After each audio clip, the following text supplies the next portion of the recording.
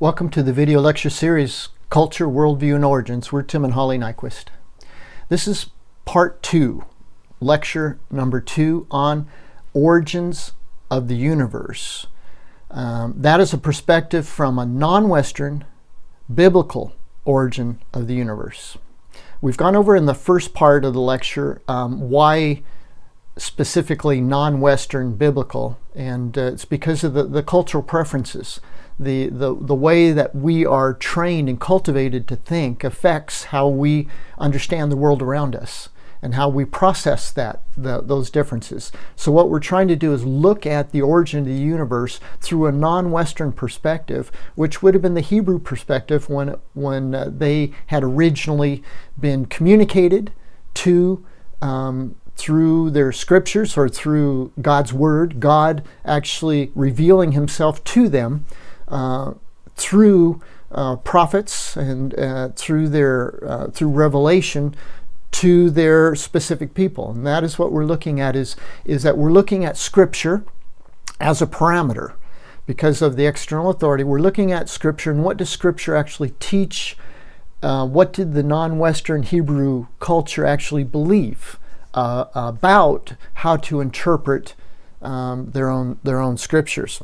What we're looking at is, beginning with the first verse, what are the presuppositions? What are the basic beliefs? And the first verse in Genesis chapter 1, verse 1 says, "In the beginning, God created the heavens and the earth." Well, the primary assumption is the existence of God. And the secondary basic beliefs then that flow out of that would be, then God created. So at this point, we start with Genesis 1:1, in the beginning God created. And this is where I've mentioned before in that as my basic assumption, following the first verse, my basic assumption is the existence of God.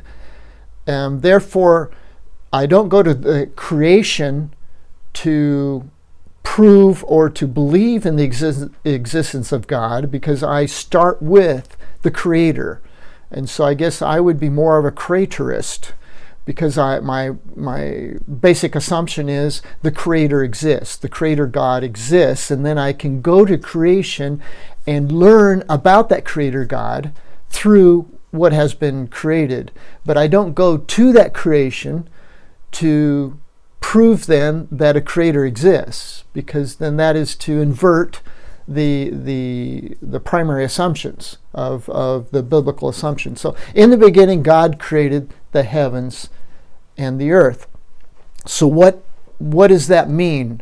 There's been different constructions, and we're going to look at that in the next lecture series on the origin of time. Is that in the beginning God created the heavens and the earth? Does that mean that there was a beginning point then that God did create? And yes, there was a beginning point, but when God created. But the Hebrew term translated beginning, or in the beginning, is the Hebrew non-Western term Reishi. And Reishi is the same term that has also been translated to mean first fruits, to mean chief or choicest, the choicest of things. And so the term does not necessarily mean a marking of time, which is a Western concept. A more Western tendency is to mark off time, but it's a quality. It's a choice. It's a first fruits. So how has that been used? That same term has been used in Leviticus chapter 23, verses 9 and 10, where it says, "Then the Lord spoke to Moses, saying, Speak to the sons of Israel, and say to them, When you enter the land which I am going to give to you, and reap its harvest, then you shall bring in the sheaf of the first fruits of your harvest to the priest." What was the command? The command was to bring in, when the field is maturing and is almost ready for full harvesting is that you harvest what has matured first, and you harvest that sheaf, that marked off area. They pre-mark it, and those are the first fruits that are brought in and offered to God. So what this means here, the Reishi, is that these were the first fruits of the harvest. Was the harvest complete? Was it all done? Was it mature? Everything was it? No, it was the first fruits of a process. And they were to give their first fruits, acknowledging that they would be fed through the maturing process of the ripening of the rest of the fruit. So that is what the term Reishi has been used to mean. So what does that mean? What that means is that the Hebrews were not to look to the physical ripening process for their needs, but they were to look to the God that gave the seed, that gave the growth, and that gave the ripening. And that recognizing Him first as the provider, then God would provide for their needs, their physical needs. And this is kind of the idea of what we have in John chapter 5, verses 39 and 40. Jesus says, "You search the scriptures because you think that in them you have eternal life. It is these that testify about me, and you are unwilling to come to me so that you may have life." It's kind of a similar meaning, in that a lot of times people will go to Scripture. The Pharisees went to the Scripture to find eternal life, to have their harvest, to have their sustenance, to get their food, when the Scriptures are to lead us to the author of life. Scriptures are not life in and of themselves. They talk about the life, and they give us life, and they lead us to the giver of life.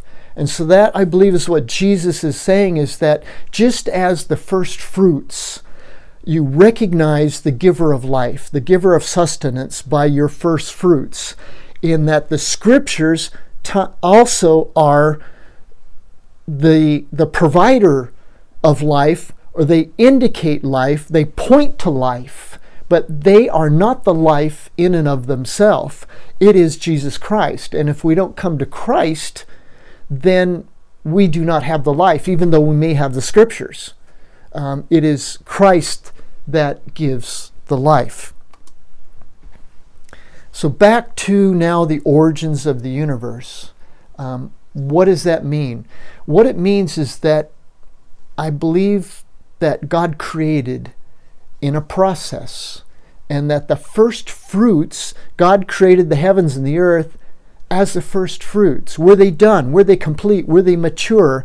I don't believe so. I believe that there was a process that continued in the maturing process and the filling process that God went on to do. And so now we go on to origin of the universe. What does that look like as it became more mature? What did God do? And this is what we find in Genesis chapter 1, verses 14 through 19. Then God said, "Let there be lights in the expanse of the heavens, to separate the day from the night, and let them be for signs, for seasons, and for days, and for years. And let them be for lights in the expanse of the heavens, to give light on the earth." And it was so. This is the origin of the universe, of the heavens. That's what we're looking at, is the heavens. And from a non-Western biblical standpoint, they were created with a purpose. And what was their purpose? Well, it said, "Let there be lights in the expanse of the heavens, and let them be for signs, for seasons, for days, and for years." So they had a specific purpose. And that's what we're going to get into in this series of lectures on the origin of the universe, is that the Hebrews received from God that the heavens have a very specific purpose, and that they were created to communicate that purpose to man. So what was their purpose? Well, that's what we're going to be getting into. And that, one, God made two great lights. The greater light with a purpose to govern the day, and the lesser light to govern the night. And he made the stars also. So one general purpose, which we would say, well, that's pretty obvious, is in that God made two great lights. Yes, there exist two great lights. The sun is a great light during the day for us, and it has its purpose. Sunlight has its purpose, and that's what we're going to get into a little bit later. What is the purpose of sunlight? But then we have moonlight. And what is moonlight? Well, moonlight is not another source of energy. Moonlight is reflecting the sunlight, which gives us a nighttime dimmer, and so that we can rest and our bodies can rest. Our bodies and plants need more darkness to actually follow a certain cycle, and that's what we're going to get into a little bit later. But that there was a purpose to have the sun, and a purpose to have the moon, and a purpose to have the stars. And so in other words, it was not in the Hebrew mind an accident. It was not an explosion. It does not follow the Big Bang Theory. It follows an open system that God created, and it has a purpose. And that's what we're going to get into, is what were those purposes.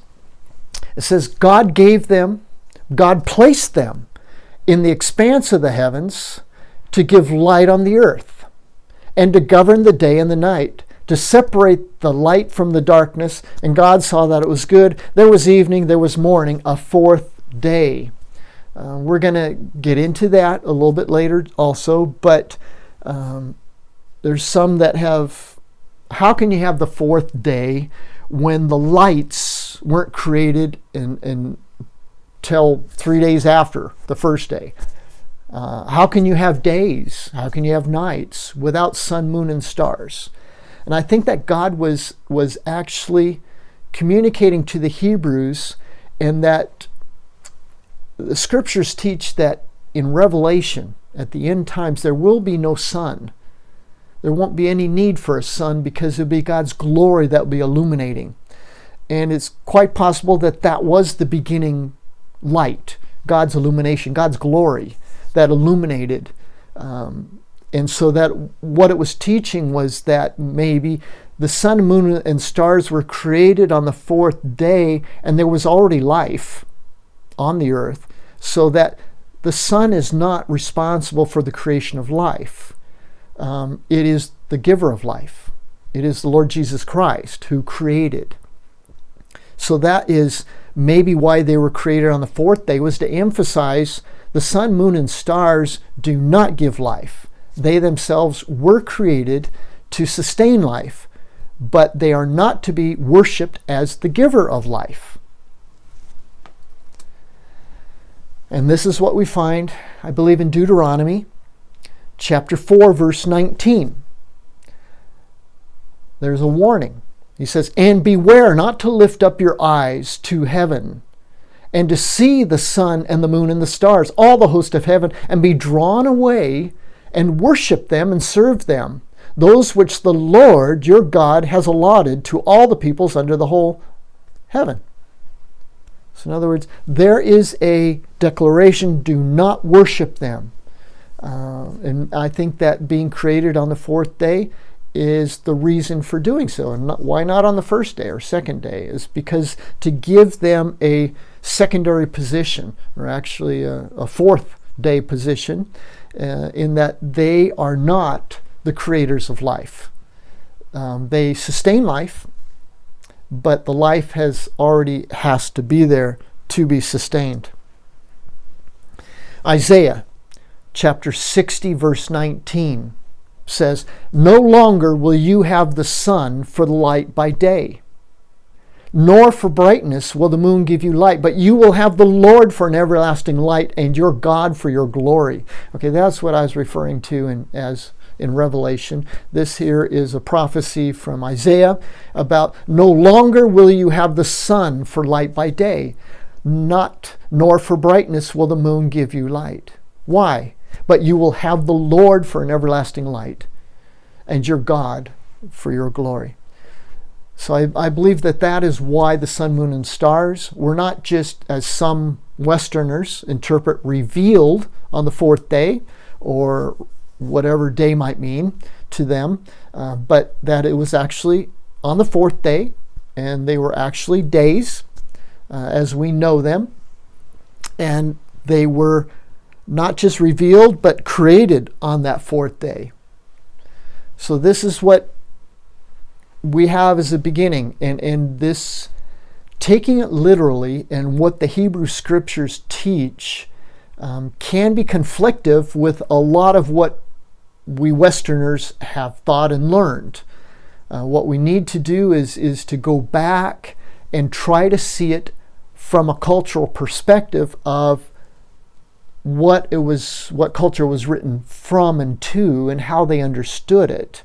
Now, sometimes maybe that doesn't concern us. We are just trying to interpret their scripture according to our biases, our Western cultural bias. But sometimes we don't understand that we are applying a Western cultural bias in trying to understand the non-Western Hebrew scriptures. And it creates a confusion. So I think to clean up the confusion a bit would be to recognize that we have cultural biases, and that we desire to implement a non-Western cultural bias to understand what the original scriptures meant, and to see it from that perspective and that standpoint. Thanks again for joining us. And this has been lecture number 2 of the series on the origin of the universe. There's 5 lectures in total on the origin of the universe, and then we go on to the origin of time, and then origin of life, origin of species, origin of man, origin of fossil record, origin of the dinosaurs, the great mystery of the dinosaurs. So I hope you follow along, and thank you again for joining me in this series.